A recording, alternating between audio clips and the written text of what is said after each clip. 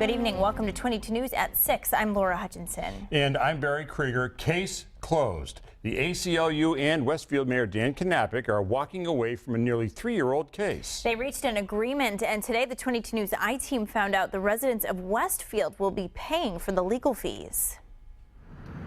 This settlement marks the end of a legal battle that's been going on in Westfield for years. Westfield Mayor Dan Knapik admitted to having rivals' political signs removed in November of 2011, but denied he meant to violate anyone's civil rights. And the American Civil Liberties Union agreed. It's important to understand that the ACLU signed off on an agreement that says unintentional violation. Unintentional.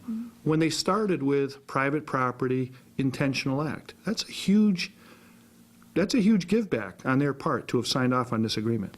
Now the question is, who pays for the legal fees? Westfield City Solicitor Susan Phillips told the 22 News I-team the city does. Our own city ordinance tell us that we indemnify unless it was intentional, grossly negligent, or willful conduct.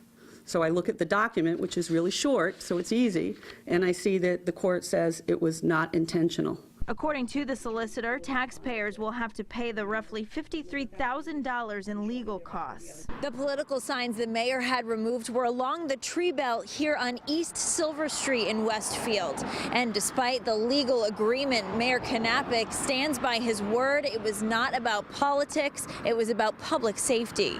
Westfield City Councilor David Flaherty was one of those whose signs were removed and says he still doesn't believe this was about safety. That was an excuse used by the mayor after the fact. These signs were not anywhere near anything that needed to be cleaned up. And I know because I was out there cleaning up. Westfield city lawyer said she likely won't need approval from the city council to pay the fee because legal costs are built into her budget that the council has already approved. And if you'd like to read it, a response from the ACLU and legal documents are on our website, wwlp.com.